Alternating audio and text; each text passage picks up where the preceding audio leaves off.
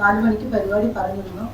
ബീന പോളും സജിത മഠത്തില് mini Sukumar അങ്ങനെ കുറേ പേര് വന്നുകൊണ്ടിരിക്കുകയാണ്. റോഡിൽ ബ്ലോക്കൊക്കെയാണ്. എല്ലാവരും എത്തുന്നാണ് പറഞ്ഞിരിക്കുന്നതെങ്കിൽ പോലും ഇന്നത്തെ ഒരു പ്രത്യേക സാഹചര്യം കണക്കിലെടുത്ത് ഞങ്ങൾ ആദ്യമേ തന്നെ പ്രോഗ്രാം തുടങ്ങാമെന്ന് വെച്ചാൽ നിങ്ങളും ഒക്കെ തിരക്കിലായിരിക്കും, ചാനലുകളിലും പത്രപ്രവർത്തകരും ഒക്കെ. അപ്പം അതുകൊണ്ട് നേരെ പരിപാടിയിലേക്ക് പോവുകയാണ്. ആദ്യം സ്വാഗതം. ഇത് ക്രിയേറ്റീവ് വിമൻ കളക്റ്റീവ് എന്ന് പറയുന്ന ഞങ്ങളുടെ ഒരു ഗ്രൂപ്പാണ് ഇത് ചെയ്യുന്നത്. ഞങ്ങളുടെ ഉദ്ദേശം എന്ന് വെച്ചാൽ ഹേമ കമ്മിറ്റി റിപ്പോർട്ടിന്റെ ഇപ്പോൾ ഉണ്ടായിരിക്കുന്ന സാഹചര്യം എങ്ങനെ കേരളത്തിലെ ഒരു ജെൻഡർ സെൻസിറ്റീവായ ഒരു സാഹചര്യത്തിലേക്ക് കൊണ്ടുപോകാം എന്നുള്ളതിനുള്ള നിരന്തരമായ ചർച്ചകളാണ് നമ്മൾ ഉദ്ദേശിക്കുന്നത്. അപ്പോൾ ആദ്യം പരിപാടിക്ക് സ്വാഗതം പറയാനായി ഗീതാഞ്ജലി കൃഷ്ണനെ വിളിക്കുന്നു. അതിനുശേഷം ശ്രീമതി ചന്ദ്രമതി പരിപാടി ഉദ്ഘാടനം ചെയ്യും. അപ്പോഴേക്കും WCCയുടെ പ്രവർത്തകർ ജോയിൻ ചെയ്യും. അപ്പോൾ ആദ്യം സ്വാഗതം. കാലഘട്ടത്തിന്റെ ഒരാവശ്യമായിട്ടാണ് നമ്മളിവിടെ കൂടിയിരിക്കുന്നത്. ഹേമ കമ്മിറ്റി റിപ്പോർട്ട് പുറത്തു വന്നു. അത് 4 വർഷം പൂർത്തിവെച്ചിട്ട് പുറത്തേക്ക് വന്നതാണ്. അപ്പൊ അതിന്റെ ഒരു വാർത്തയിൽ നമ്മുടെ കേരളത്തിൽ പലതരം മാറ്റങ്ങൾ ഉണ്ടാവുന്നുണ്ട്. അപ്പൊ അത് പുറത്തേക്ക് വന്ന വെളിപ്പെടുത്തലുകളും മാറ്റങ്ങളും നമ്മളുടെ കേരളത്തിലെ ജെൻഡർ സെൻസിറ്റിവിറ്റി, കേരളത്തിലെ സമൂഹത്തിനെ എങ്ങനെ ബാധിക്കുന്നു, നമ്മൾ അതിനെ എങ്ങനെ നോക്കിക്കാണുന്നു, നമ്മൾക്ക് എല്ലാവർക്കും ജോലി ചെയ്യാനും സുരക്ഷിതമായി ജോലി ചെയ്യാനും സ്വസ്ഥമായി ജോലി ചെയ്യാനും ജീവിക്കാനുമുള്ള ഒരു അവസരം നമുക്ക് വേണം. അപ്പൊ ആ ഒരു അവസ്ഥ കേരളത്തിൽ എങ്ങനെ സംജാതമാകും, അതിനുവേണ്ടി നമ്മൾക്ക് എല്ലാവർക്കും ഒരുമിച്ച് എങ്ങനെ മുന്നോട്ട് പോകാം എന്നുള്ള ചിന്തിക്കാനാണ് നമ്മളിവിടെ കൂടിയിരിക്കുന്നത്. അതിനിടയ്ക്ക് ദുഃഖകരമായ ഒരു സംഭവം ഉണ്ടായി. അതുകൊണ്ട് എല്ലാവരും എത്തിച്ചേരുമെന്ന് പറഞ്ഞിരിക്കുന്നെങ്കിലും കുറച്ച് വൈകും എന്ന് പലരും അറിയിച്ചിട്ടുണ്ട്. ഞാനിപ്പോ ഓരോരുത്തരെയായിട്ട് സ്വാഗതം പറഞ്ഞ് വിളിക്കുന്നില്ല. പക്ഷെ ഇവിടെ എത്തിയ മീഡിയ പേഴ്സൺസ്, ബാക്കി നമ്മുടെ സുഹൃത്തുക്കളായ എല്ലാവർക്കും ഞാൻ സ്വാഗതം പറയുന്നു. ആദ്യമായി സ്വാഗതം പറയേണ്ടത് നമ്മുടെ ഉദ്ഘാടക എഴുത്തുകാരി ചന്ദ്രമതിയെയാണ്.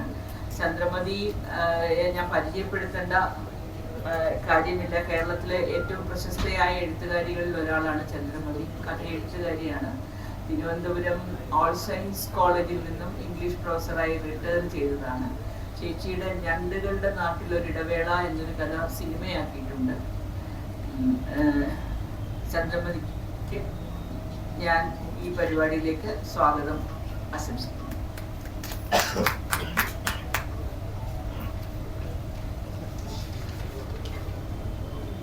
അടുത്തതായി എത്തിച്ചേർന്നിരിക്കുന്നത് ഉഷയാണ്.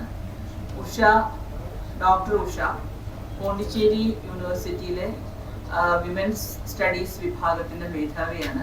ഇംഗ്ലീഷ് വിഭാഗത്തിൽ ഡോക്ടറേറ്റ് ഉണ്ട്.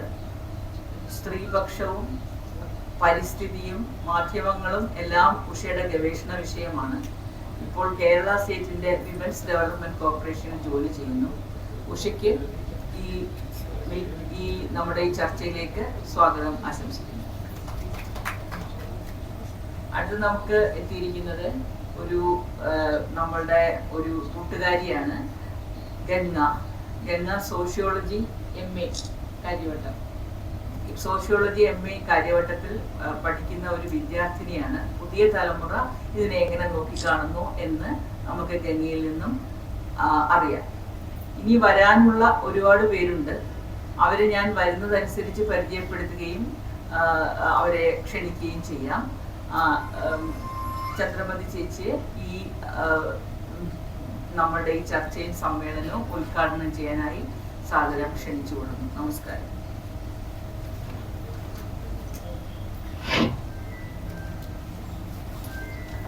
നേരത്തെ പറഞ്ഞതുപോലെ കേരളത്തിന്റെ ലിംഗ സമത്വ ബോധത്തിനെ എങ്ങനെ മാറ്റാം, ഈ ഹേമ കമ്മിറ്റി റിപ്പോർട്ട് വന്നതിന്റെ സാഹചര്യത്തിൽ എങ്ങനെയാണ് ഒരു മാറ്റം വരുത്തുന്നത്? നമുക്കറിയാം, നൂറ്റാണ്ടുകളായി ഇവിടെ നിലനിൽക്കുന്ന ഒരു സാഹചര്യത്തിലേക്ക് വന്ന് ഏറ്റവും പെട്ടെന്നൊരു ഷോക്ക് പോലെ. ഇപ്പൊ ഞങ്ങളൊന്നും ഞങ്ങളുടെ ജീവിതകാലത്ത് ഇങ്ങനെ ഒരു മാറ്റം പ്രതീക്ഷിച്ചില്ല. അതായത് ഇത്രയും കാലം വരെ നമുക്കറിയാമായിരുന്നു, ഒരു പെണ്ണ് ആക്രമിക്കപ്പെട്ടാൽ, അപമാനിക്കപ്പെട്ടാൽ അവളുടെ മാനം പോകും എന്ന് പറയുന്ന ഒരു സാഹചര്യമാണ് ഇവിടെ നിലനിന്നിരുന്നത്. മാനഭംഗം എന്നൊരു വാക്ക് പോലും പത്രങ്ങളിൽ നിന്ന് മാറ്റിയെടുക്കാനായി ഞങ്ങൾ കുറേ ശ്രമിച്ചിട്ടാണ് അങ്ങനെ ഒരു സാഹചര്യം ഉണ്ടാക്കാൻ കഴിഞ്ഞത്. അങ്ങനെ ഒരു സാഹചര്യത്തിൽ നിന്ന് ഒരു പെണ്ണ്, നമുക്കറിയാം, ഒരു സ്ത്രീ തിരിഞ്ഞു നിന്ന് എനിക്ക് നേരിട്ട അപമാനത്തെ ഞാൻ നേരിടും, ശക്തമായി തുറന്നു പറയുമെന്ന് തീരുമാനിച്ച സാഹചര്യത്തിൽ നിന്നാണ് ഇങ്ങനെ 2017 ഹേമ കമ്മിറ്റി രൂപീകരിക്കപ്പെടുന്നത്. 2019 അവരുടെ റിപ്പോർട്ട് കൊടുത്തു. എന്നിട്ട് നമുക്കറിയാം 4.5 വർഷം കാത്തിരുന്ന അവസാനമാണ് ഇപ്പോൾ ഇത് വരികയും, പക്ഷേ വളരെ അത്ഭുതകരമായ രീതിയിൽ ഒരു സമൂഹത്തിൽ അത് മാറ്റമുണ്ടാക്കി എന്നുള്ളതിന് വലിയ സത്യം തന്നെയാണ്. എത്ര നമ്മൾ അതിനെ നിഷേധിച്ചിട്ട് കാര്യമില്ല. ഇതിനു മുമ്പ് സ്ത്രീ അവരുടെ മാനം പോയിരുന്നിടത്ത് ഇപ്പൊ സ്ത്രീ പറഞ്ഞാൽ അത് ഏത് തരത്തിൽ അത് ഇപ്പൊ നടക്കുന്നത് ശരിയായ രീതിയിലാണോ നടക്കുന്നത് എന്നുള്ളതൊക്കെ വേറൊരു ചോദ്യമാണ്. എങ്കിൽ പോലും സമൂഹത്തിൽ ഒരു വലിയ മാറ്റത്തിന് വഴിയൊരുക്കുന്ന രീതിയിൽ ഈ റിപ്പോർട്ട് പുറത്തു വന്നിരിക്കുകയാണ്. അപ്പൊ ഇത് ഇപ്പൊ ഉണ്ടാക്കുന്ന ഈ ബഹളങ്ങളൊക്കെ കഴിഞ്ഞ് പഴയതുപോലെ മടങ്ങി പോവുകയാണെങ്കിൽ അത് പിന്നെ ഒരിക്കലും കേരളത്തിന്റെ ഒരു ലിംഗബോധത്തെ മാറ്റിയെടുക്കാൻ പറ്റുമെന്ന് തോന്നുന്നില്ല. അതുകൊണ്ടാണ് ഇതൊരു ഒരു ഡിസ്കഷൻ സീരീസ് പോലെ ഞങ്ങൾ ചുറ്റിയിരുന്ന് ഡിസ്കഷൻ നടത്തുന്നതാണ് വിചാരിച്ചത്. പക്ഷെ ഇവിടുത്തെ ഒരു സാഹചര്യത്തിൽ അത് നടക്കാൻ പറ്റാത്തത് കൊണ്ടാണ്. അപ്പൊ അതുകൊണ്ട് തന്നെ ഇത് നിരന്തരമായ ഒരു ഡിസ്കഷൻ സീരീസ് നമ്മൾക്ക് പ്ലാൻ ചെയ്യുകയാണ്. അതിൽ ആദ്യത്തേതാണ് ഇന്നത്തെ ഈ ചർച്ച, ഇന്നത്തെ ഈ സെഷൻ നടക്കുന്നത്. അപ്പോൾ നമുക്കറിയാം ഇതിന്റെ ഇപ്പോൾ WCC എന്ന് പറയുന്ന ഒരു സംഘടന ഉണ്ടാവുകയും അവർ ശക്തമായി ഇടപെടുകയും ചെയ്തതുകൊണ്ടായതാണ് ഈ ഹേമ കമ്മിറ്റി റിപ്പോർട്ട്. ഇത് ഒരിടത്ത് മാത്രമായിട്ട് ഇപ്പോൾ അങ്ങനെ സംസാരിച്ചു വരുമ്പോൾ പല ഫീൽഡുകളിലും ഇതുപോലെ പറയുന്നുണ്ട്, ഞങ്ങളുടെ ഇവിടെ ഇങ്ങനെയാണ് അനുഭവിക്കുന്നത്. എല്ലാ രംഗത്തു നിന്നും സ്ത്രീകൾ പരാതി പറയുകയാണ്. അപ്പൊ കേരളത്തിന്റെ മുഴുവൻ ലിംഗബോധത്തെ മാറ്റിയെടുക്കുന്ന രീതിയിൽ എങ്ങനെ ഈ സാഹചര്യത്തെ ഉപയോഗപ്പെടുത്താമെന്നുള്ള നിരന്തരമായ ചർച്ചകൾ ഇവിടെ ആവശ്യമാണ്, പ്രവർത്തനങ്ങൾ ആവശ്യമാണ്. അതിനു വേണ്ടിയിട്ടുള്ള ഒരു ശ്രമമാണിത്. അപ്പോൾ നമുക്കറിയാം, നമ്മൾ ഇന്ന് പെട്ടെന്ന് തന്നെ നമ്മളുടെ ഒരു പരിപാടി തുടങ്ങിയത് ഞാൻ പറഞ്ഞു, നമ്മളുടെ ശ്രീധാര യെച്ചൂരിയുടെ മരണത്തെ കുറിച്ച് കേട്ടു. മാധ്യമപ്രവർത്തകരെ സംബന്ധിച്ചുള്ള അടുത്ത നിമിഷങ്ങൾ നമുക്കറിയാൻ തിരക്കുള്ളതായിരിക്കും. അപ്പൊ അതുകൊണ്ട് നമ്മൾ വേഗം പരിപാടി തുടങ്ങുകയാണ്. നേരത്തെ പറഞ്ഞ പോലെ ബീനാപ്പോളും സജിത മഠത്തിലും ഒക്കെ ഇപ്പൊ തന്നെ വരുമെന്ന് പറഞ്ഞിട്ടുണ്ട്. അപ്പോൾ ഈ പരിപാടിയുടെ ഉദ്ഘാടനമാണ് ഇനി നടക്കേണ്ടത്. നമുക്കെല്ലാം പ്രിയപ്പെട്ട, നമുക്കറിയാം എഴുത്തിലൂടെ സജിത മഠത്തിൽ വന്നത്, എഴുത്തിലൂടെ നമ്മളെ എല്ലാം ഒരുപാട് തരത്തിലുള്ള ഒരു ജെൻഡർ ബോധമൊക്കെ ഞങ്ങളിലൊക്കെ ഉണ്ടാക്കി തന്ന ആളാണ് ചന്ദ്രമതി. നർമ്മരസത്തിൽ കൂടി തന്നെയാണ് അത് പലപ്പോഴും അവർ പറഞ്ഞു വെച്ചിട്ടുള്ളത്. ഈ പരിപാടിയുടെ ഉദ്ഘാടനം, ഈ ഡിസ്കഷൻ സീരീസിന്റെ ഉദ്ഘാടനവും നിർവഹിക്കുന്നതിന് വേണ്ടി പ്രിയപ്പെട്ട ചന്ദ്രമതി ടീച്ചറിനെ ക്ഷണിക്കുന്നു. വേദിയിലും സദസ്സിലുമുള്ള പ്രിയമുള്ളവരെ, നിങ്ങൾക്ക് എൻ്റെ വിനീതമായ നമസ്കാരം. ഉദ്ഘാടനം നിർവഹിക്കുകയാണ് എൻ്റെ ജോലി. അത് ഏറ്റവും എളുപ്പമായ ഒരു പ്രക്രിയയാണ്, ഏറ്റവും സുരക്ഷിതമായ ഒന്നാണ്. അതുകൊണ്ടാണെന്ന് തോന്നുന്നു ബീന എന്നെ അതിലേക്ക് സെലക്ട് ചെയ്തത്. അപ്പോൾ ഞാൻ മറന്നു പോകുന്നതിന് മുമ്പ് അത് തന്നെ ആദ്യം പറഞ്ഞോട്ടെ. ക്രിയേറ്റീവ് വിമൻസ് കളക്റ്റീവ് ഇവിടെ നടത്തുന്ന ഹേമ കമ്മിറ്റി റിപ്പോർട്ടും മാറുന്ന കേരളവും എന്ന പൊള്ളുന്ന വിഷയത്തെക്കുറിച്ചുള്ള ഈ ചർച്ച വളരെ സന്തോഷപൂർവ്വം ഞാൻ ഉദ്ഘാടനം ചെയ്യുകയാണ്. ഇനി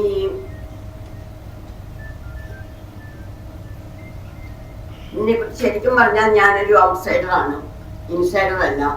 അതുകൊണ്ട് തന്നെ എനിക്ക് സിനി ഫീൽഡിനെ കുറിച്ചുള്ള അറിവ് പരിമിതമാണ്. ആ പരിമിതിക്കുള്ളിൽ നിന്നുകൊണ്ട് എനിക്ക് 2 വാക്ക് പറയാൻ ഒക്കുകയുള്ളൂ. സജിത മഠത്തിനെ പോലെയുള്ള പ്രഗത്ഭരൊക്കെ ഇവിടെ ഇരിക്കുകയാണ്, ബീന പോൾ വന്നുകൊണ്ടിരിക്കുകയാണ്. അപ്പൊ അവരുടെ ഇടയിൽ ഞാൻ എന്ത് പറഞ്ഞാലും അതിന്റെ സാങ്കത്യം കുറയും. എന്നാൽ പോലും ഉദ്ഘാടനത്തിന് വേണ്ടി ഇവിടെ നിൽക്കുന്നതുകൊണ്ട് എനിക്ക് ഒരു 2 വാക്ക് നിങ്ങളോട് പറഞ്ഞേ പറ്റുകയുള്ളൂ. അതായത് ഇപ്പോൾ ഈ സ്ത്രീ പീഡനം ഒന്നും പുതിയതൊന്നുമല്ല. നമ്മൾ അതിനെക്കുറിച്ച് കേൾക്കുന്നെങ്കിലും ഇതൊക്കെ പണ്ടേ നമ്മുടെ സമൂഹത്തിൽ ഉണ്ടായിരുന്നു. സ്ത്രീകൾ ശാരീരികവും മാനസികവുമായ പീഡനം അനുഭവിക്കുന്നവർ കുടുംബത്തിനകത്തും പുറത്തും ഉണ്ടായിരുന്നു. പക്ഷെ അവരുടെ അടുത്ത ബന്ധുവലയം അല്ലെങ്കിൽ സുഹൃത്ത് വലയങ്ങളല്ലാതെ ഇതൊന്നും പറഞ്ഞിരുന്നില്ല, ഇതൊന്നും അവർ പങ്കുവച്ചിരുന്നില്ല. കാരണം അവരെ പങ്കുവച്ചാൽ അവരെ ഒറ്റപ്പെടുത്തുന്ന ഒരു സാമൂഹ്യ നീതി അന്ന് കേരളത്തിലുണ്ടായിരുന്നു. അതുകൊണ്ടാണ് ഇതൊക്കെ ഉള്ളിൽ മാത്രം ചുറ്റിത്തിരിയുന്ന, എന്നിട്ട് കുടുംബത്തിനുള്ളിലായാലും ഏത് ഫീൽഡിലായാലും അവിടെ ഒറ്റപ്പെടുത്തുന്ന ഒരു രീതി നമ്മുടെ സിസ്റ്റമായിട്ട് വളർന്നത്. ഞങ്ങളുടെ ഗ്രാമത്തിൽ ഒരു സ്ത്രീ ഉണ്ടായിരുന്നു. അവരൊരിക്കൽ വിളിച്ചു പറഞ്ഞു, എൻ്റെ മക്കളുടെ അച്ഛൻ എൻ്റെ അച്ഛൻ തന്നെയാണ്. അതാണ് ഞാൻ കേട്ടിട്ടുള്ളതിൽ വെച്ച് ആദ്യം കേട്ടിട്ടുള്ള ഒരു ബഹിസ്ഫുരണം ഈ അവർത്തിയ ദേഷ്യത്തിന്റെ. എന്റെ മക്കളുടെ അച്ഛൻ എന്റെ അച്ഛൻ തന്നെയാണ്. അവരുടെ കുടുംബത്തിനുള്ളിൽ നടന്ന ആ ഗാർഹിക പീഡനത്തിന്റെ കഥ ഏറ്റവും ചുരുങ്ങിയ വാക്കുകളിലൂടെ അവർ പറയുകയായിരുന്നു. പക്ഷെ അങ്ങനെ പറയാൻ ധൈര്യം കാണിച്ചിരുന്നവർ ചുരുക്കമായിരുന്നു. ഇപ്പൊ ഈ കളക്റ്റീവ് തിരഞ്ഞെടുത്തിരിക്കുന്ന സബ്ജക്റ്റ് ഹേമ കമ്മിറ്റി റിപ്പോർട്ട് മാറുന്ന കേരളം. ഇപ്പൊ കേരളം മാറിയത് കൊണ്ടാണ് ഇങ്ങനെ ഒരു തുറന്ന ചർച്ച നമുക്ക് നടത്താൻ പറ്റുന്നത്. മാറിയത് കൊണ്ടാണ് പലരും അവരുടെ പീഡാനുഭവങ്ങൾ തുറന്നു പറയുന്നത് കൊണ്ട് നമുക്ക് അതിനെക്കുറിച്ച് ചർച്ച ചെയ്യാനും അതിൽ നിന്ന് വെളിയിലേക്കുള്ള വഴികൾ എന്താണെന്ന് അന്വേഷിക്കുവാനുള്ള ഒരു അവസരം കിട്ടുന്നു. ഇപ്പോൾ സ്ത്രീക്ക് അവളുടേതായ ഒരു സ്പേസ് ഉണ്ടായി. കുടുംബത്തിനകത്തും സമൂഹത്തിനും ജോലി സ്ഥലത്തും എല്ലാം നിയമസഹായം ഉണ്ടായി. ഇതൊക്കെ ഒരു അല്പമൊക്കെ എല്ലാ ഫീൽഡിലും എന്ന പോലെ ഇവിടെയും ദുരുപയോഗം ചെയ്യുന്ന സ്ത്രീകളും ഇല്ലെന്നല്ല. എന്നാൽ പോലും ഇത് കിട്ടിയത് കൊണ്ട് സ്ത്രീക്ക് അവളുടെ പീഡനങ്ങൾ, അവളുടെ യാതനകൾ ഇതെല്ലാം തുറന്നു പറയാനും പങ്കുവയ്ക്കാനുമുള്ള ഒരു അവസരം ഉണ്ടായി. ആ അവസരത്തിന്റെ ഒരു എന്താ പറയുക, അവസരത്തിൽ നിന്ന് ഉണ്ടായതാണ് ഈ ഒരു ഹേമ കമ്മിറ്റി റിപ്പോർട്ടിന്റെ ചർച്ച. അല്ലെങ്കിൽ നമ്മളിതൊന്നും അറിയുക പോലുമില്ല പലപ്പോഴും. എന്തായാലും നവമായ ഒരുതരം ഒരു സ്ത്രീ സ്വാതന്ത്ര്യവാദത്തിന്റെ ഫലമാണ് ഈ നിർഭയത്വം കയ്യിൽ വന്നതോടെയാണ് സ്ത്രീ തുറന്ന് സംസാരിക്കാൻ തുടങ്ങിയത്. ആ നിർഭയത്വം കൊണ്ടാണ് ചില സംഗതികൾ മൂടപ്പെടേണ്ടതല്ല, അത് ഷെയർ ചെയ്യേണ്ടതാണ്, പബ്ലിക്കുമായിട്ട് ചർച്ച ചെയ്യേണ്ടതാണ് എന്നൊരു ധാരണ സ്ത്രീകളിൽ തന്നെ ഉണ്ടായത്. ഇതിന്റെ എല്ലാം തുടക്കം വാഹനത്തിനുള്ളില് ഒരു പ്രതികാരത്തിന്റെ നടപടിയായി പീഡിപ്പിക്കപ്പെട്ട സിനിമാ നടിയാണ്. എന്തൊക്കെ പറഞ്ഞാലും അവരൊറ്റ സ്ത്രീ കാരണമാണ് ഇന്ന് ഇങ്ങനെ ഒരു കമ്മിറ്റി അവർ രൂപീകരിച്ചതും അതിന്റെ റിപ്പോർട്ട് സബ്മിറ്റ് ചെയ്തതും പിന്നീടുണ്ടായ തുടർ കാര്യങ്ങൾ നമ്മുടെ ഇന്നത്തെ മീറ്റിംഗ് വരെ അവരത് തുറന്നു പറഞ്ഞു, വിളിച്ചു പറഞ്ഞു. ആ ധൈര്യം നമുക്ക് അഭിനന്ദിക്കാതെ വയ്യ. ആ ധൈര്യം നമുക്ക് ഓരോരുത്തർക്കും സ്വായത്തമാക്കാൻ ശ്രമിക്കാതെ വയ്യ. അപ്പൊ ഇതിന് വളരെ മാറുന്ന കേരളവും അതുപോലെ തന്നെ മാറുന്ന സ്ത്രീവാദങ്ങളും സഹായിച്ചിട്ടുണ്ട്. സ്ത്രീ പഴയതുപോലെ ഒതുങ്ങി കഴിയേണ്ടവളല്ല. നമ്മുടെ കേരള സമൂഹത്തിനെ കുറിച്ച് പറയും, സ്ത്രീ ഇങ്ങനെ തൂണിന്റെ പുറകിൽ മറഞ്ഞു നിന്ന് നെല്ല് തീർന്നു എന്ന് പറയുന്നവളാണ്. ഇന്ന് അങ്ങനെയല്ല. അവൾ കൃഷി ചെയ്യുന്നു, അവൾ നെല്ലുണ്ടാക്കുന്നു, അവൾ ആഹാരം ഉണ്ടാക്കുന്നു, അവൾക്ക് അതിലെല്ലാത്തിനും ഒരു അവകാശവാദവും വന്നു. ഇതിനൊക്കെ കാരണം ഈ രീതിയിലുള്ള സ്ത്രീ സ്വാതന്ത്ര്യത്തെ കുറിച്ചുള്ള ഒരു അവയർനെസ് ആണ്. അത് ഉള്ളത് കൊണ്ടാണ് ഇന്ന് നമുക്ക് ഇത്രയും എല്ലാം നമുക്ക് തുറന്നു പറയാൻ സാധിക്കുന്നത്. പിന്നെ മറ്റൊന്ന്, മാറുന്ന കേരളത്തിന്റെ മുഖമുദ്രയായിട്ടുള്ളത് സോഷ്യൽ മീഡിയയുടെയും മറ്റു മീഡിയകളുടെയും വളർച്ചയാണ്. അവരും ഈ പറഞ്ഞ പോലെ വാർത്തകളൊക്കെ നമ്മളിൽ എത്തിക്കാൻ വേണ്ടിയിട്ട് യഥാശ്രമം ശ്രമിക്കുന്നുണ്ട്. അപ്പൊ അതുകൊണ്ട് പലതും നമുക്ക് അറിയാൻ പറ്റുന്നു. ഇത്രയും ചാനലുകളില്ലായിരുന്നെങ്കിൽ, സോഷ്യൽ മീഡിയ ഇത്രയും പ്ലാറ്റ്ഫോമുകൾ തന്നില്ലായിരുന്നെങ്കിൽ ഇതൊക്കെ ഇത്രയും നന്നായിട്ട് ചർച്ച ചെയ്യപ്പെടുമായിരുന്നു എന്ന കാര്യത്തിലും സംശയമുണ്ട്. അപ്പൊ ഇതെല്ലാം ഉണ്ടായത് ഈ മാറുന്ന കേരളം എന്ന് പറഞ്ഞ് നമ്മുടെ ടൈറ്റിലിന്റെ ഒരു അംശമായിട്ട് നമുക്ക് കാണാം. ഇവിടെ മീന സംസാരിച്ചപ്പോൾ പറഞ്ഞു, ഹേമ കമ്മിറ്റി റിപ്പോർട്ട് 2019 ഡിസംബറിലാണ് സമർപ്പിക്കപ്പെട്ടത്. ഏതാണ്ട് ഒരു 4-4.5 വർഷം അത് പുറത്തു വന്നില്ല. പ്രസിലെ വാചകങ്ങൾ, നമ്മൾ സോഷ്യൽ മീഡിയയിൽ വായിക്കുന്ന വാചകങ്ങളൊക്കെ അത് പൂഴ്ത്തിവെക്കപ്പെട്ടു. എന്തുകൊണ്ട്? ആരാണിത് പൂഴ്ത്തിവെച്ചത് എന്ന് നമ്മൾ ആലോചിക്കേണ്ടതുണ്ട്. നിർഭയമായ ഒരു ഭരണകൂടമായിരുന്നെങ്കിൽ ഇതിനകം നടപടികൾ ഉണ്ടായി. ഈ അനാസ്ഥയും മൗനവുമാണ് സംഗതികൾ വഷളാക്കുന്നത്, ക്രിമിനൽസിന് പ്രചോദനം നൽകുന്നത്. സ്ത്രീക്ക് അനീതി മാത്രം കിട്ടുന്ന സന്ദർഭങ്ങളിൽ മുഖം നോക്കാത്ത നടപടിയാണ് ഭരണകൂടങ്ങൾ സ്വീകരിക്കേണ്ടത്. പക്ഷെ അതിവിടെ ഉണ്ടാകുന്നില്ല. ഏതോ തത്പര കക്ഷികൾക്ക് വേണ്ടിയിട്ട് റിപ്പോർട്ട് മുഴുവനായിട്ട് പൂഴ്ത്തിവെക്കപ്പെടുന്നു. അതുപോലെ ഇവിടെ ഇരയുടെ പേര് മറച്ചു വയ്ക്കണം എന്നൊരു നിയമമുണ്ട്. ഇവിടെ നമ്മൾ വേട്ടക്കാരന്മാരുടെ പേരുകൾ മറച്ചു വയ്ക്കുകയാണ്.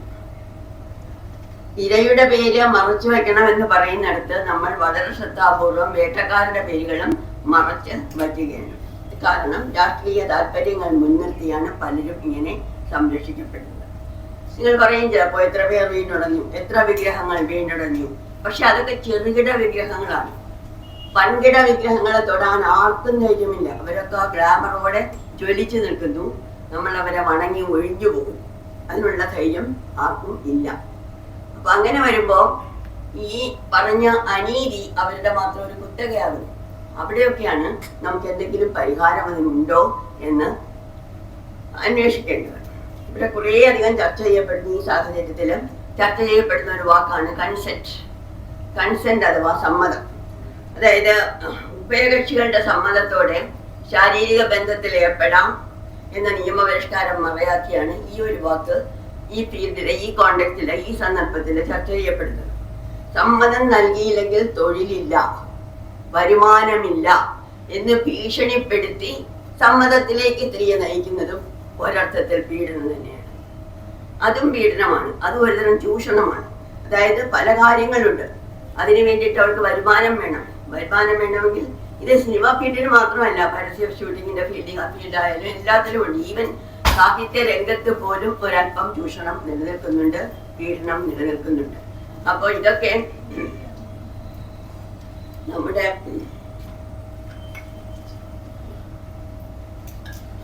ശ്രീമതി ബീന അപ്പോൾ എത്തിയിരിക്കുന്നു.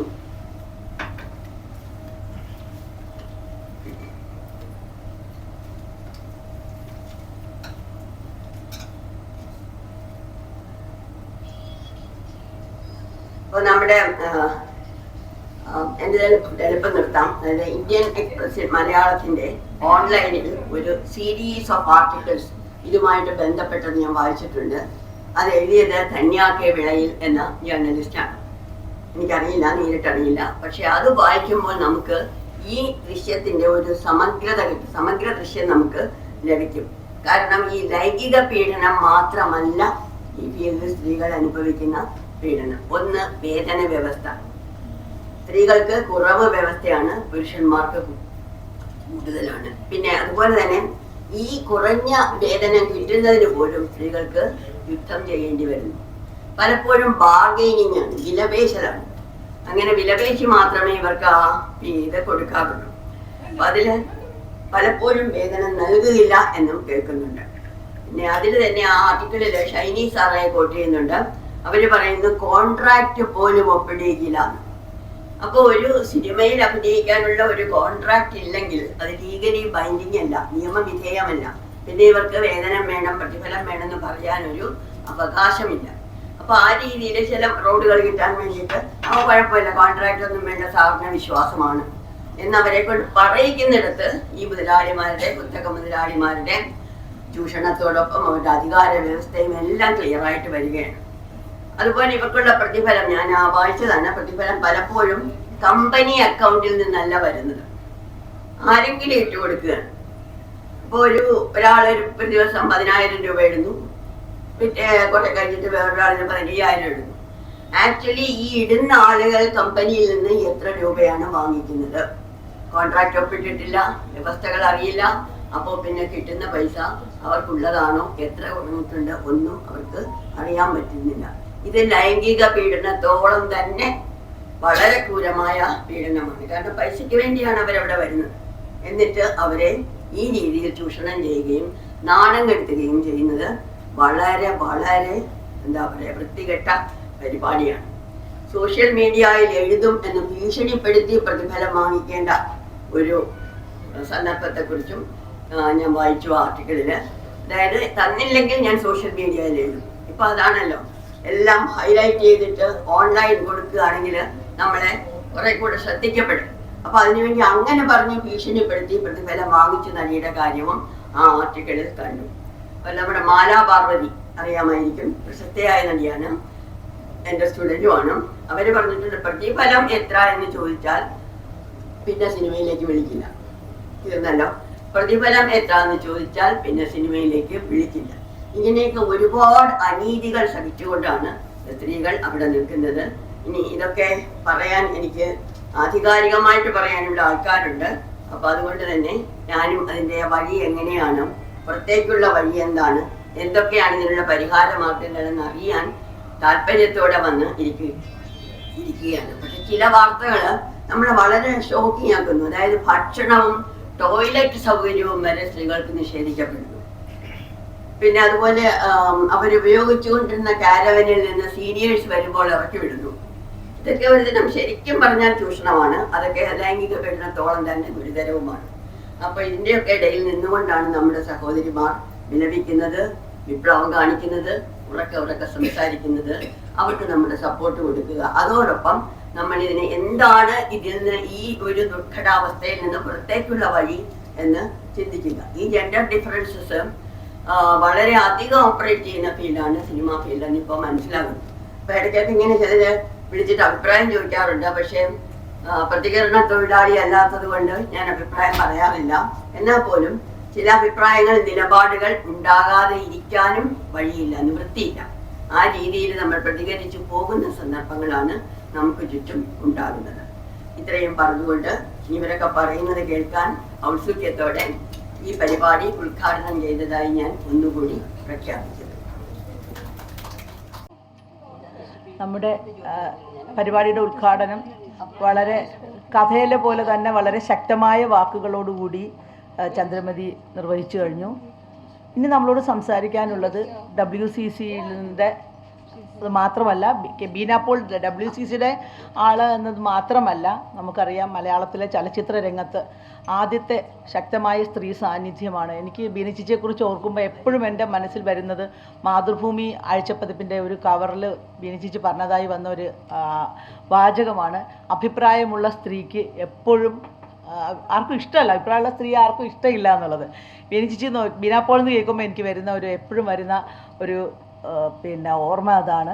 അത് മാത്രമല്ല, ശരിക്കും നമുക്ക് WCC എന്ന് പറയുമ്പോൾ ശരിക്കും കേരളത്തിലെ സ്ത്രീ ചരിത്രത്തിൽ എന്നും നമ്മളെല്ലാം വളരെ കൃതജ്ഞതാപൂർവ്വം തന്നെ ഇവരെല്ലാവരെയും സ്മരിക്കും. കാര്യം എന്തെന്ന് വെച്ചാൽ നമ്മൾക്കൊക്കെ തന്നെ ഒരു എത്രയോ കാലമായി പല എഴുത്തിലൂടെയും അല്ലെങ്കിൽ ഇത്തരം മീറ്റിങ്ങുകളിൽ കൂടെയൊക്കെ നമ്മൾ നേടാൻ ശ്രമിച്ച, നമ്മൾ പറയാൻ ശ്രമിച്ച കാര്യങ്ങൾ വളരെ ആത്മാർത്ഥമായ ശ്രമത്തിൽ കൂടി അധികം ബഹളങ്ങളൊന്നുമില്ലാതെ ഒരു മിഷൻ പോലെ, അതാണ് എനിക്ക് അവരെക്കുറിച്ചുള്ള WCCയെക്കുറിച്ചുള്ള എപ്പോഴും ഉള്ളൊരിത്. അവരതിങ്ങനെ പ്രവർത്തിച്ചുകൊണ്ടേ ഇരിക്കുകയാണ്. അതിനിടയ്ക്ക് അവർ ചീത്ത കേൾക്കുന്നുണ്ട്, അവരുടെ ഒരുപാട് അവസരങ്ങൾ നഷ്ടപ്പെട്ടു, അവരെ സംബന്ധിച്ചിടത്തോളം ജീവിതം തന്നെ വഴിമുട്ടുന്ന പല സാഹചര്യങ്ങളും ഉണ്ടായി. പക്ഷെ ഒന്നിനെയും കൂസാതെ കുറേ പെണ്ണുങ്ങൾ വളരെ ശക്തമായി തന്നെ അവർ ആ നിലപാടിൽ ഉറച്ചു നിൽക്കുകയും അവർ ചെയ്യുന്ന ജോലി ആത്മാർത്ഥമായി ചെയ്തുകൊണ്ടിരിക്കുകയും ചെയ്തു. അതിന് എന്നും തന്നെ നമ്മളെല്ലാവരും അവരോട് കടപ്പെട്ടിരിക്കും.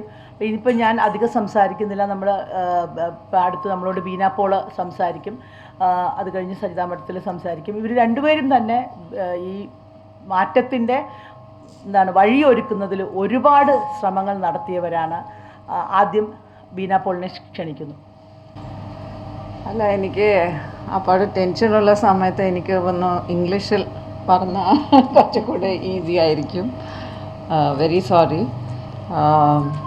ഫസ്റ്റ് ഓഫ് ഓൾ എനിക്ക് ഒന്ന് പറയാനുള്ളത് that it is a lot of women who stood by us. ഇതൊക്കെ ഇവിടെ ഞങ്ങൾ ഈ ഒറ്റയ്ക്കല്ല ഇത് ചെയ്തിരിക്കുന്നത്. ഈ ഹേമ കമ്മിറ്റി റിപ്പോർട്ട് അല്ലെങ്കിൽ ഈ മൊത്തം ഒരു ജെൻഡർ ക്വസ്റ്റനിങ് കേരളത്തിലുണ്ടാവുന്നത് എനിക്ക് തോന്നുന്നു we are one part of it. കാര്യം ഞങ്ങൾ നമ്മുടെ തൊഴിലില്ല ഇത് ഒരു ചോദ്യം ചോദിച്ചിരിക്കുന്നു. പക്ഷേ ഒത്തിരി support all the women's organizations really gave us a lot of support, lot of strength, lot of courage, lot of advice, lot of really support. So first of all, I thank all of you here for that support. Hema Committee report inde oru karyam parna, it is only a first step. We can only see it as a first step.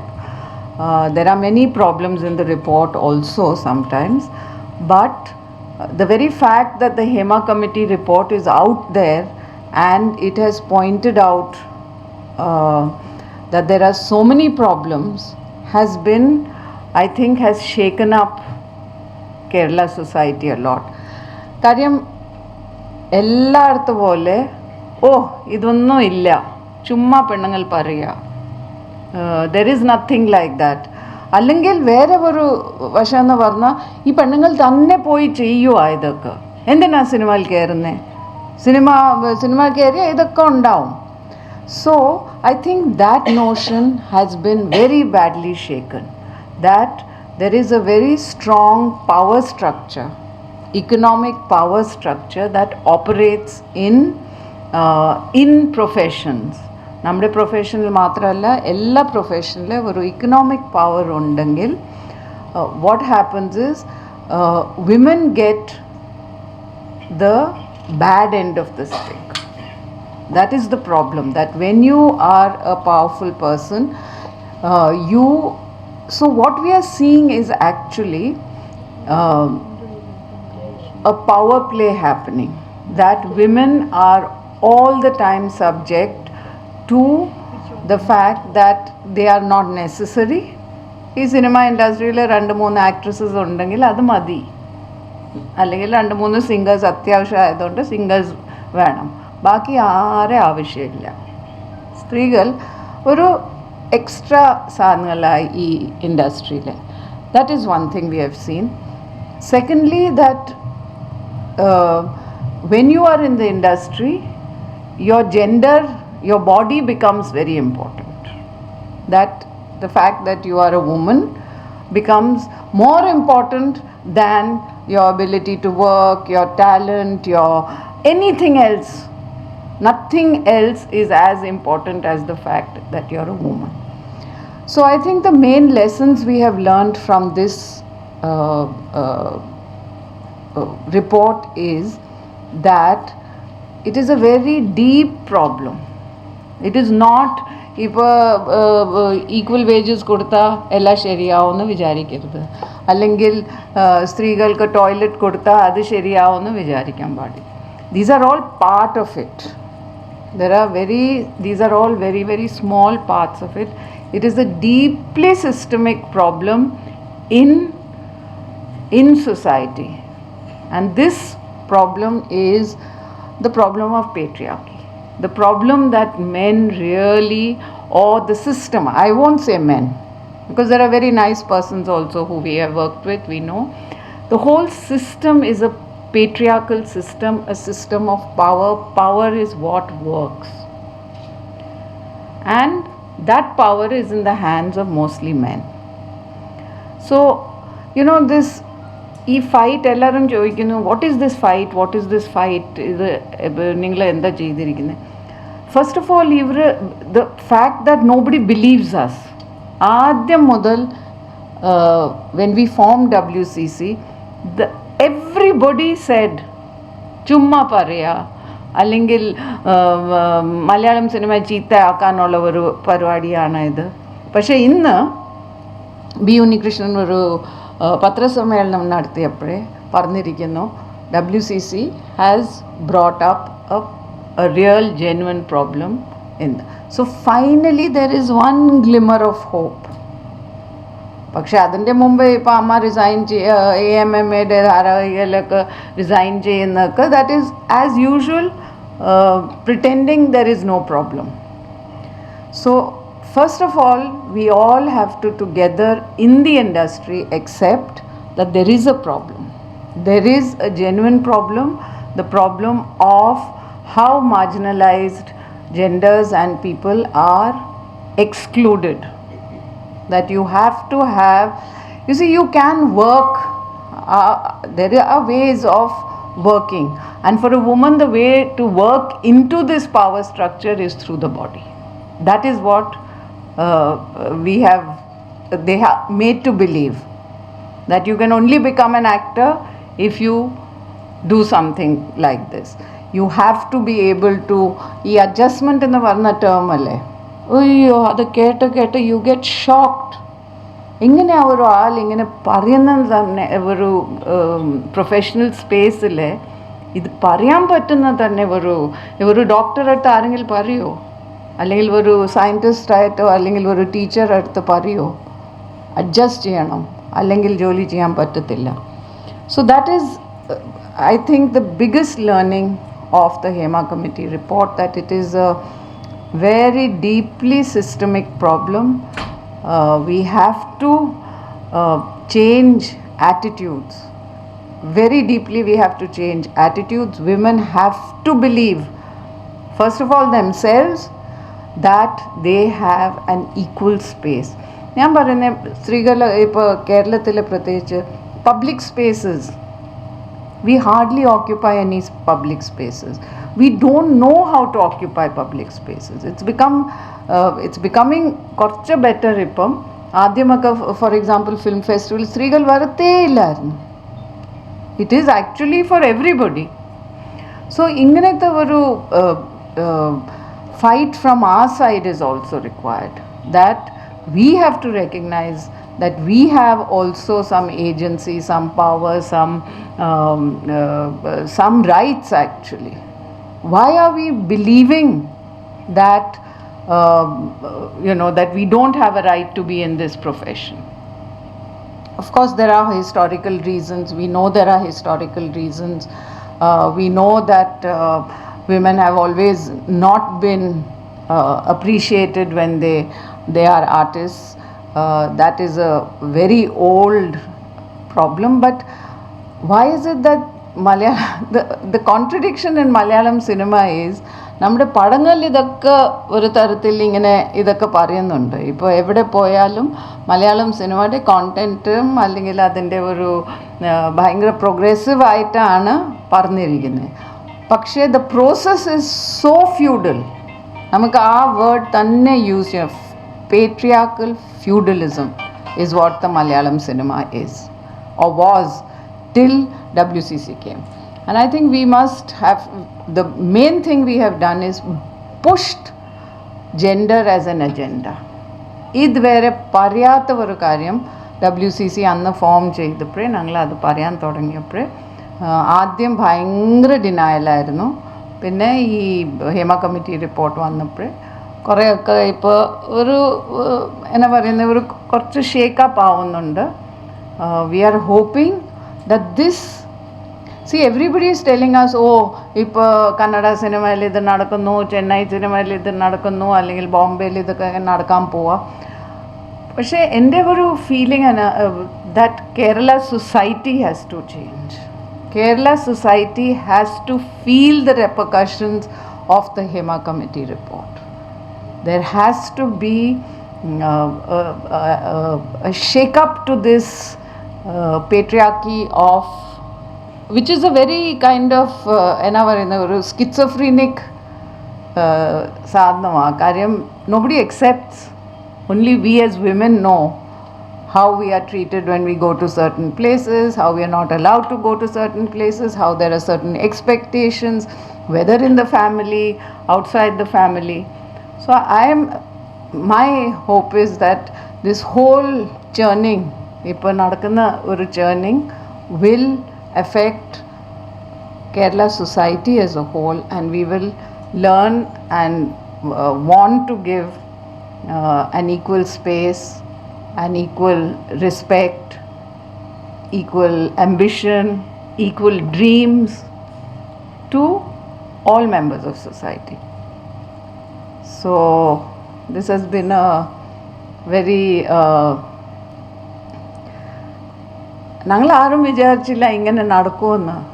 അന്ന് ഭാവനയുടെ case നടന്നപ്പോഴേ അല്ലെങ്കിൽ we were all coming together ഒരു ഫ്രണ്ടിനെ ഒന്ന് support ചെയ്യാനും അങ്ങനെ. പക്ഷേ ഈ 5-6 വർഷം കഴിയുമ്പോഴേ we have reached somewhere else, and we are hoping that നമ്മുടെ ജോലി ഇപ്പോൾ കഴിയും, എന്നിട്ട് ബാക്കി എല്ലാവരും ഏറ്റ് ഇത് മുമ്പോട്ട് കൊണ്ടുപോകും.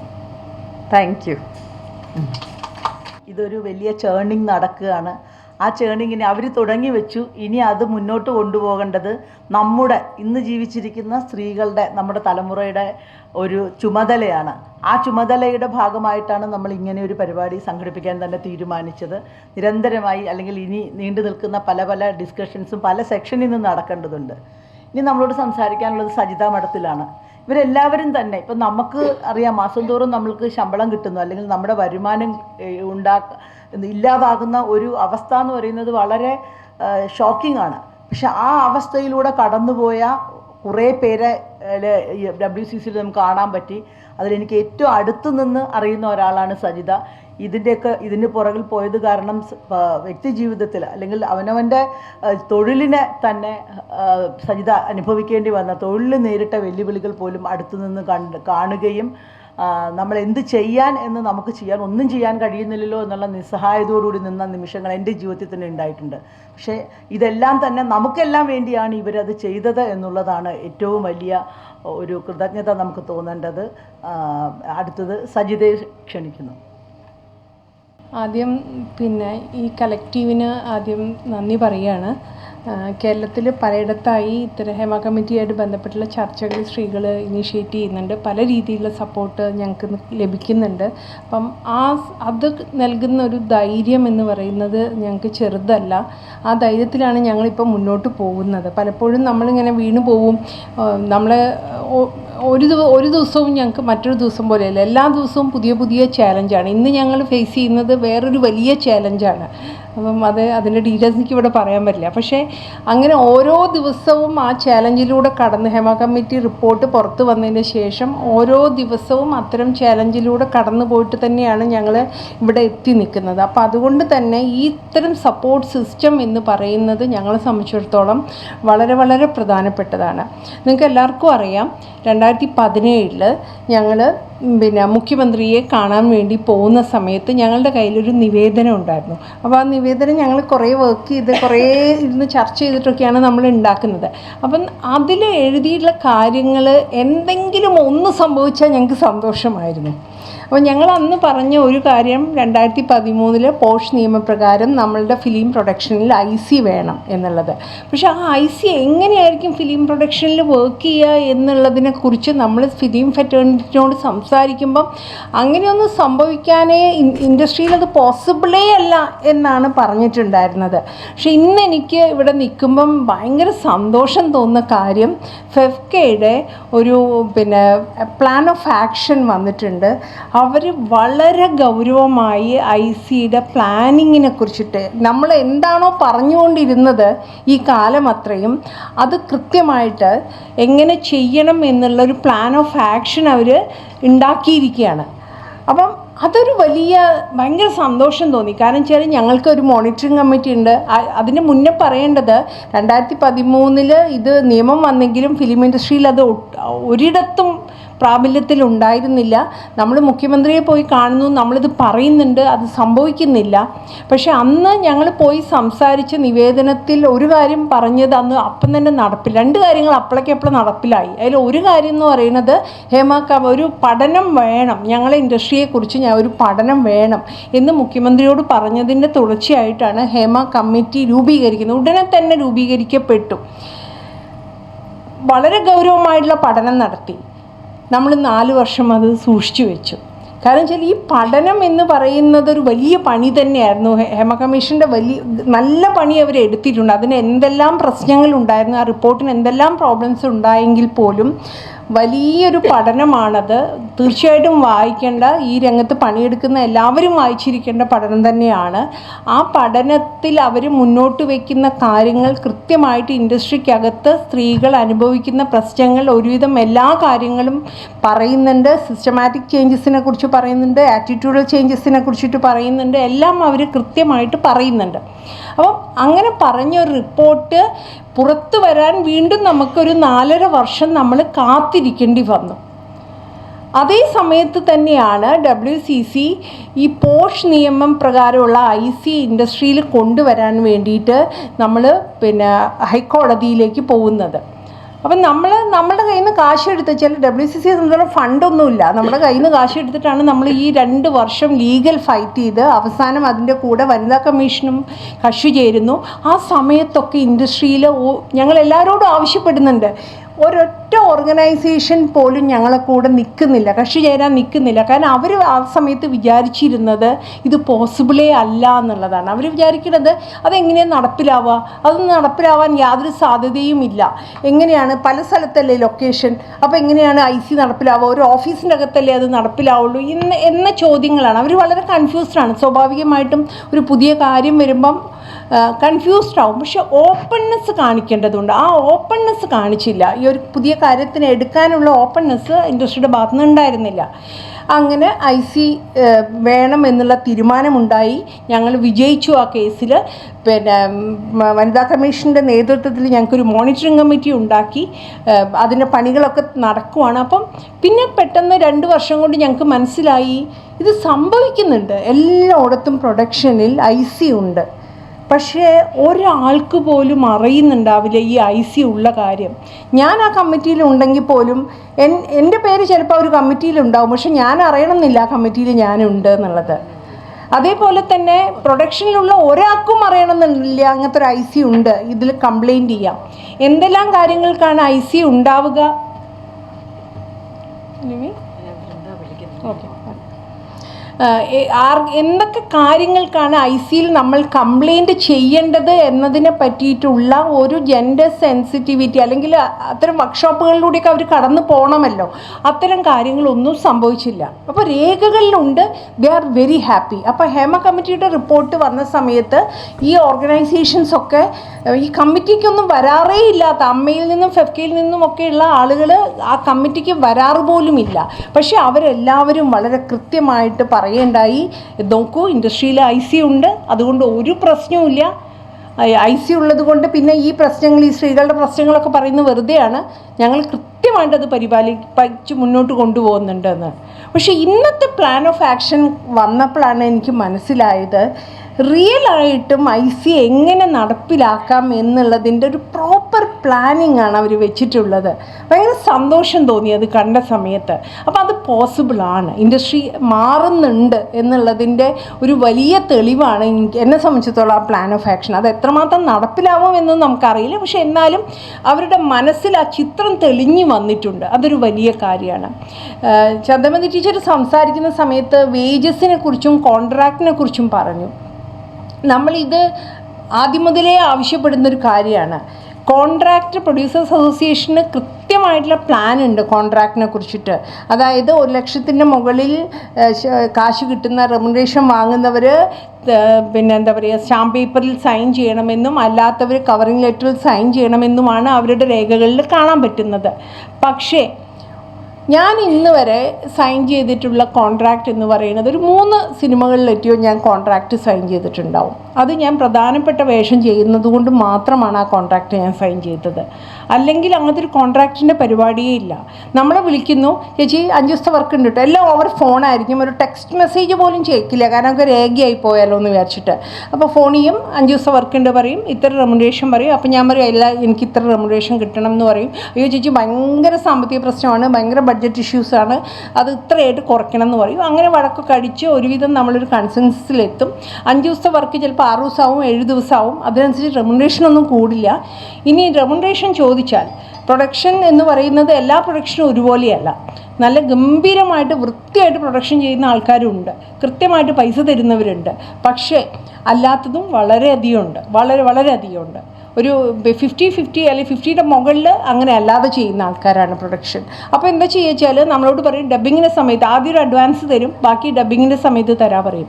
ഡബ്ബിങ്ങിൻ്റെ സമയത്ത് പറയും അയ്യോ ഭയങ്കര ബഡ്ജറ്റ് കൺസ്ട്രെയിൻസ് ആണ്, നമ്മൾ ആവശ്യപ്പെട്ടതെന്ന് വീണ്ടും കുറച്ചിട്ടായിരിക്കും ചിലപ്പോൾ നമുക്ക് തരിക. ചിലപ്പം പ്രൊഡക്ഷൻ എക്സിക്യൂട്ടീവ് അവിടെയൊന്നും ഉണ്ടാവില്ല.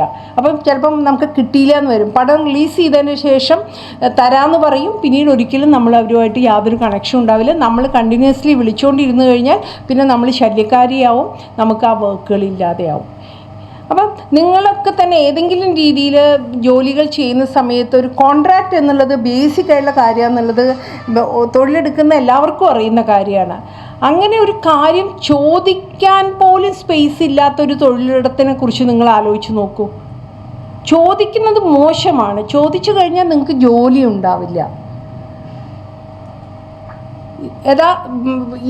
ഈ ഇഷ്യൂ ഒക്കെ ഉണ്ടായ സമയത്ത് എനിക്ക് ഏറ്റവും അധികം സംസാരിച്ചത് ജൂനിയർ ആർട്ടിസ്റ്റുകളാണ്. അത് ഹേമ കമ്മിറ്റി യഥാർത്ഥത്തിൽ മുന്നോട്ട് വെച്ചിട്ടുള്ള ഒരു വളരെ പ്രധാനപ്പെട്ട കാര്യമായിരുന്നു. പിന്നെ ജൂനിയർ ആർട്ടിസ്റ്റുകൾ വന്ന് സംസാരിക്കാൻ ഇടയായിട്ടുള്ള കാര്യം, ഹേമ കമ്മിറ്റി റിപ്പോർട്ട് യഥാർത്ഥത്തിൽ ഏറ്റവും അധികം പോസിറ്റീവായിട്ട് എഫക്റ്റ് ചെയ്യാൻ പിന്നെ ഏതെങ്കിലും രീതിയിൽ അവരുടെ ജീവിതത്തിനെയാണ് കൂടുതലായിട്ടും ബാധിക്കാൻ പോകുന്നത്. പോസിറ്റീവായിട്ട് സംഭവിക്കാൻ പോകുന്നത് അവരുടെ ജീവിതത്തിനെ ആയിരിക്കും. കാരണം വെച്ചാൽ ഈ ഫെഫ്കയുടെ തന്നെ ഇതിലുണ്ട് എന്തെങ്കിലും രീതിയിലുള്ള ഗവൺമെൻറ്റിൻ്റെ അഫിലിയേഷൻസ് കൊടുക്കണം. അതേപോലെ തന്നെ നേരിട്ട് ഇവർക്ക് ഒരിക്കലും ഇവരുടെ കാശ് നേരിട്ടിട്ട് കിട്ടില്ല. ഇവരെ വസ്തുക്കളായിട്ട് പ്രോപ്പർട്ടീസായിട്ടാണ് നമ്മൾ കാണുന്നത്. ഒരു 10 പേരെ ഇങ്ങനെ ഇരുത്തുന്നു, നിങ്ങളെല്ലാം ജൂനിയർ ആർട്ടിസ്റ്റുകളാണ്, നിങ്ങളെല്ലാവരും വന്ന് ഇരിക്കുന്നു. നിങ്ങൾക്ക് പിന്നെ അവിടെ ബാത്റൂമിൽ പോകാൻ പോലും ഷോട്ടിൻ്റെ ഇടയിൽ ഒന്ന് പുറത്തേക്ക് ഇറങ്ങണം എന്നൊക്കെ പറഞ്ഞു കഴിഞ്ഞാൽ വലിയ ഇഷ്യൂ ആണ്. അപ്പോൾ നിങ്ങൾക്കൊന്നും അനങ്ങാൻ പറ്റില്ല. കാരണം നിങ്ങൾ ആ ക്യാമറയുടെ ആ ആംഗിളിൽ നിങ്ങളുണ്ടെങ്കിൽ പിന്നെ നിങ്ങൾക്ക് ആ വഴി അവിടുന്ന് മൂവ് ചെയ്യാൻ പോലും പറ്റില്ല. എത്രയോ മണിക്കൂറുകൾ നിൽക്കുകയും ഇരിക്കുകയും അല്ലെങ്കിൽ വെയിലത്ത് നിൽക്കുകയും മഴയത്ത് നിൽക്കുകയും ഒക്കെ ചെയ്യേണ്ട പ്രോപ്പർട്ടികൾ മാത്രമാണ്.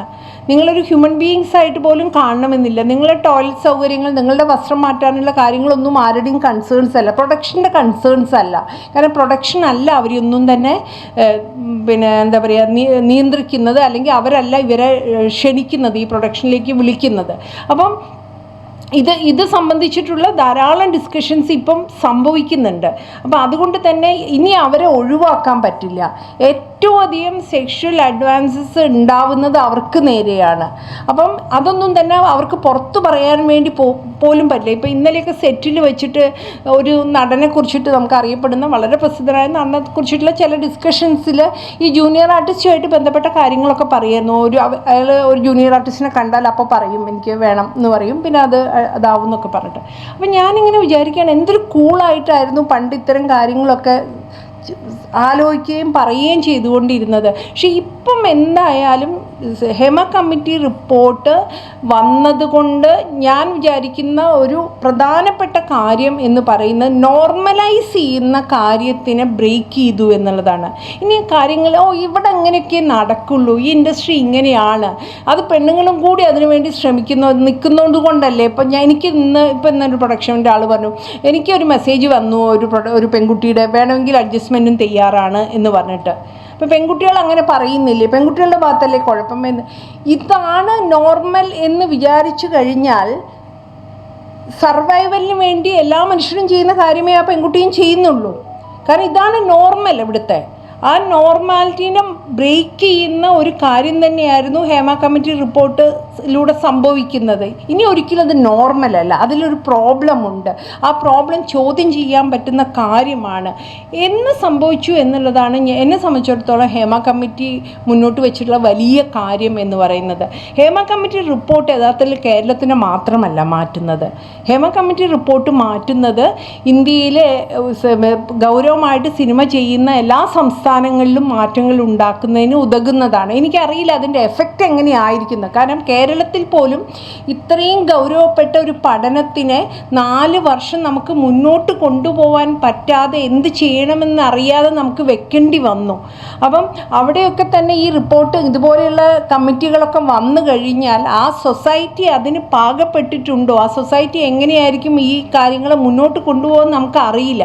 പക്ഷേ നമുക്ക് നിരന്തരമായ വിളികൾ വരുന്നുണ്ട്, നിരന്തരമായിട്ട് ഇത് എങ്ങനെയാണ് ഫോം ചെയ്യേണ്ടത്, എങ്ങനെയാണ് ഇത് മുന്നോട്ട് കൊണ്ടുപോകേണ്ടത്, നിങ്ങൾ എന്തെല്ലാം അതിൽ ചെയ്തു എന്നൊക്കെയുള്ള ചോദ്യങ്ങളും ഉത്തരങ്ങളും ഒക്കെ തന്നെ ഈ സമയത്ത് സംഭവിക്കുന്നുണ്ട്. ഹേമ കമ്മിറ്റി റിപ്പോർട്ട് ഒരു പെർഫെക്റ്റ് റിപ്പോർട്ടാണെന്ന് ഞാൻ ഒരിക്കലും പറയില്ല. പക്ഷേ ഹേമ കമ്മിറ്റി റിപ്പോർട്ട് മുന്നോട്ട് വയ്ക്കുന്നത് സെക്ഷൽ ഹറാസ്മെൻറ്റിൻ്റെ കേസുകളല്ല എന്നും ഇൻഡസ്ട്രിയുടെ സിസ്റ്റമാറ്റിക് ആയിട്ടുള്ള ചേഞ്ചസിന് വേണ്ടിയുള്ള ഒട്ടനവധി കാര്യങ്ങൾ അതിൽ പറയുന്നുണ്ടെന്നും ബീന ചേച്ചി നേരത്തെ പറയുണ്ടായി. അപ്പം അങ്ങനെയുള്ളൊരു സാഹചര്യത്തിൽ അത്തരം കാര്യങ്ങൾക്ക് മുകളിലാണ് പലപ്പോഴും സെക്ഷൽ ഹറാസ്മെൻറ്റിൻ്റെ വാർത്തകൾ വരുന്നത്. അതിനൊരു റീസൺ ഉണ്ടെന്നാണ് ഞാൻ വിചാരിക്കുന്നത്. കാരണം നമ്മുടെ ജീവിതത്തിൽ നമ്മൾ വിചാരിക്കാത്ത സമയത്ത്, നമ്മൾ ഒരിക്കലും ആഗ്രഹിക്കാത്ത രീതിയിലുള്ള ഒരു ഹറാസ്മെൻറ്റ് നടന്നു കഴിഞ്ഞാൽ അത് സ്ത്രീകളെ സംബന്ധിച്ചിടത്തോളം അങ്ങനെ കുറേ കാലമൊന്നും മറച്ചു വെക്കാൻ പറ്റും. ഒരു അവസരം കിട്ടിയാൽ അവരത് പറഞ്ഞിരിക്കും. ഇപ്പോൾ സൗമ്യ എന്നല്ലേ ആക്ട്രസിൻ്റെ പേര്, നമ്മളിപ്പോൾ അടുത്ത് ഒരു ഇൻ്റർവ്യൂ കണ്ടതല്ലേ, ഒരു 30 വർഷം മുന്നേ സിനിമയിൽ അഭിനയിച്ചു പോയി അവർ പിന്നെ ഇപ്പം US സൈക്കാട്രിയിൽ വർക്ക് ചെയ്യുന്നൊരു സ്ത്രീയാണ്, മനോരോഗ വിദഗ്ധയൊക്കെയാണ്. അവർ ഹേമ കമ്മിറ്റി റിപ്പോർട്ട് ഇറങ്ങിയ ശേഷം അവരൊരു ഇൻ്റർവ്യൂ കൊടുത്തിട്ടുണ്ട്. 3 സിനിമയിലെ അവർ അഭിനയിച്ചിട്ടുള്ളൂ. അവർ ആ 3 സിനിമയിൽ അഭിനയിക്കുന്ന ആ കാലത്ത് അവർ കടന്നു പോയ അവസ്ഥയെക്കുറിച്ചിട്ടുള്ള ഇൻ്റർവ്യൂ ആണത്.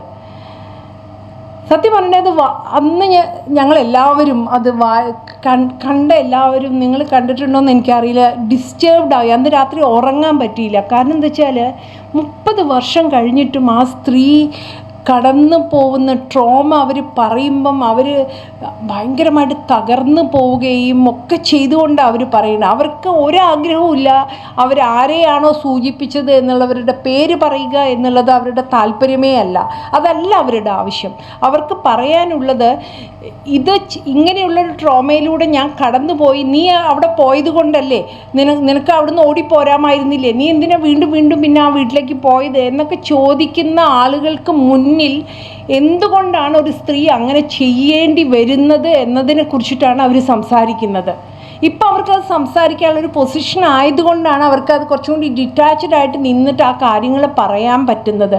പറ്റുമെങ്കിൽ നിങ്ങളെല്ലാവരും ആ വീഡിയോ കാണണം. അത് ഭയങ്കര ഷോക്കിംഗ് ആയിട്ടുള്ള വീഡിയോ ആണ്. പക്ഷേ ഈ അവർ പറയുന്നത് നമ്മുടെ ശരീരവും നമ്മളെ ബ്രെയിനും ബോഡിയും തമ്മിലുള്ള ഒരു ഡിറ്റാച്ച്മെൻറ്റിനെ കുറിച്ചിട്ടൊക്കെ അവർ പറയുന്നുണ്ട്. ബ്രെയിന് കൊണ്ട് എനിക്കത് വേണ്ട എന്ന് എനിക്കറിയാമായിരുന്നു, പക്ഷെ പലപ്പോഴും ശരീരം ഉണരുന്നുണ്ടായിരുന്നു എന്നൊക്കെ അവർ പറയുന്നുണ്ട്. എനിക്കത് ഇങ്ങനെ പറഞ്ഞാലത് മനസ്സിലാവില്ല, പക്ഷെ അതൊരു എന്താ പറയുക, ഭയങ്കര സ്ട്രോങ് ആയിട്ടുള്ള ഒരു ഇൻ്റർവ്യൂ ആണ്. ഹേമ കമ്മിറ്റി റിപ്പോർട്ട് വന്നതുകൊണ്ട് ഉണ്ടായ ഏറ്റവും വലിയൊരു കാര്യം എന്ന് പറയുന്നത് ആ ഇൻ്റർവ്യൂ ആയിട്ടാണ് ഞാൻ കാണുന്നത്. ഒരു സ്ത്രീയെ സംബന്ധിച്ചിടത്തോളം അവർക്ക് തുറന്ന് പറയാനുള്ള ഒരു ആർജവം അവർ കാണിച്ചതും ആ ഇൻ്റർവ്യൂ വന്നതുമൊക്കെ ഭയങ്കര വലിയൊരു കാര്യമായിട്ടാണ് ഞാൻ വിചാരിക്കുന്നത്.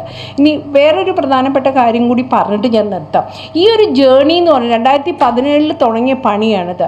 അന്ന് ഗവൺമെൻറ്റിനോട് പറഞ്ഞ കാര്യങ്ങളിലുള്ളതാണ് ഞാൻ നേരത്തെ പറഞ്ഞ പോലെ പോഷാക്കിനെ കുറിച്ചിട്ടും അതേപോലെ തന്നെ ഹേമ കമ്മിറ്റി റിപ്പോർട്ടിനെ കുറിച്ചിട്ട് സ്ത്രീകൾക്ക് സിനിമ ചെയ്യാൻ വേണ്ടി ഫണ്ട് കൊടുക്കണം എന്നുള്ള കാര്യം വീണ്ടും വീണ്ടും നമ്മൾ ആവർത്തിച്ച് പറയുന്നതാണ്. സ്ത്രീകൾക്ക് സിനിമയ്ക്ക് പഠിക്കാൻ വരുന്ന കുട്ടികൾക്ക് സ്കോളർഷിപ്പോ ഫെലോഷിപ്പോ എന്തെങ്കിലും കൊടുക്കണം, കൂടുതൽ സ്ത്രീകൾ ഇൻഡസ്ട്രിയിലേക്ക് കൊണ്ടുവരണം.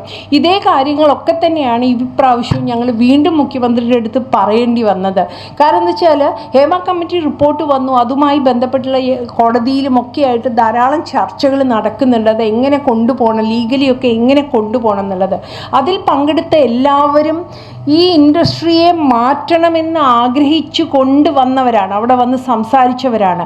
അവർ ആ സമയത്ത് അവർക്കത് ലീഗലി ഫൈറ്റ് ഔട്ട് ചെയ്യാൻ പറ്റാതിരിക്കുന്ന സാഹചര്യങ്ങളൊക്കെ ഉള്ളത് കൊണ്ടായിരിക്കാം അവരത് ചെയ്യാതിരുന്നത്. പക്ഷേ ഇൻഡസ്ട്രിയെ മാറ്റാൻ വേണ്ടിയിട്ടുള്ള ഒരു പഠനം നടക്കുന്നു എന്ന് കണ്ടതുകൊണ്ടാണ് അവരെല്ലാവരും വന്ന് സംസാരിച്ചത്. ഇപ്പം അതിന് വേറൊരു മാനം വരികയാണ്. അതിനെ എങ്ങനെ ഡീൽ ചെയ്യും എന്നുള്ള അവരുടെ പ്രൈവസിക്ക് എത്രമാത്രം, അവരുടെ മൊഴികൾ എത്രമാത്രം പ്രൈവറ്റ് ആയിരിക്കും, പിന്നെ അതേപോലെ തന്നെ അവരുടെ വ്യക്തി എന്നുള്ള നിലയ്ക്ക് അവരധികം എക്സ്പോസ് ചെയ്യാതിരിക്കാൻ വേണ്ടി എന്ത് ചെയ്യാൻ പറ്റും. അതേപോലെ അവർക്ക് യാതൊരുവിധ ഇങ്ങനെ കണ്ടിന്യൂസ്ലി ഈ SITയുടെ ഒക്കെ മുന്നിൽ വെച്ച് ഇപ്പം ഗവൺമെൻറ് SIT രൂപീകരിച്ചിട്ടുണ്ട്, സ്പെഷ്യൽ ഇൻവെസ്റ്റിഗേഷൻ ടീം രൂപീകരിച്ചിട്ടുണ്ട്. അപ്പോൾ പലപ്പോഴും സംഭവിക്കുന്നത് എന്താ വെച്ചാൽ ഒരു വലിയ സ്റ്റെപ്പാണ് ഗവൺമെൻറ്റിൻ്റെ ഭാഗത്ത്. പക്ഷേ ഈ പെൺകുട്ടികളെ സംബന്ധിച്ചിടത്തോളം പിന്നെ എന്താ പറയുക, സംഭവിക്കുന്നത് വാടക വീട്ടിലൊക്കെ ആയിരിക്കും ഇവർ താമസിക്കുന്നത്. പെട്ടെന്ന് SITയുടെ ഒരു ടീം വരുവാണ്. ടീം വന്നിട്ട് ചോദ്യങ്ങൾ ചോദിക്കുകയൊക്കെ ചെയ്യുന്ന സമയത്ത് അവരുടെ പ്രൈവസി എന്ന് പറയുന്നത്, എന്തിനാ പോലീസ് വന്നത്, എന്താ നിങ്ങൾ പറഞ്ഞത് എന്നുള്ളത് വാടക വീട്ടിലൊക്കെ താമസിക്കുമ്പോൾ വലിയ ബുദ്ധിമുട്ടാണ്. പോലീസൊക്കെ വന്നു കഴിഞ്ഞിട്ടുണ്ടെങ്കിൽ നമുക്കറിയുന്ന കാര്യമാണ്. അപ്പോൾ ഇങ്ങനെയൊക്കെയുള്ള കുറേ പ്രശ്നങ്ങളിലൂടെ ഈ പെൺകുട്ടികൾ ഇപ്പോൾ കടന്നു പോയിക്കൊണ്ടിരിക്കുന്നുണ്ട്. എന്നാൽ അത് ലീഗലി അത് വളരെ എക്സ്പോസീവായിട്ടുള്ള കുറേ കാര്യങ്ങൾ സംഭവിച്ചത് കൊണ്ട് തന്നെയാണ് ചിലത് ലീഗലി തന്നെ പോവേണ്ടതുണ്ടെന്ന് പിന്നെ ലീഗൽ സിസ്റ്റം ആവശ്യപ്പെടുന്നത്. അല്ലാതെ വേറെ വഴിയില്ല. കാരണം ഇതിൽ പറഞ്ഞ പല കാര്യങ്ങളും ഗൗരവപ്പെട്ട നീതി നിഷേധങ്ങളൊക്കെ തന്നെയാണ്. പക്ഷേ ഇവരിനിയും ഈ ട്രോമയിലൂടെ കടന്നു പോകണം. സിസ്റ്റം ശരിയാവാൻ വേണ്ടി ഇനിയും സ്ത്രീകൾ പണിയെടുക്കണം എന്നുള്ളതാണ് നമ്മൾ കണ്ടുകൊണ്ടിരിക്കുന്ന ഈ ദിവസങ്ങളിൽ.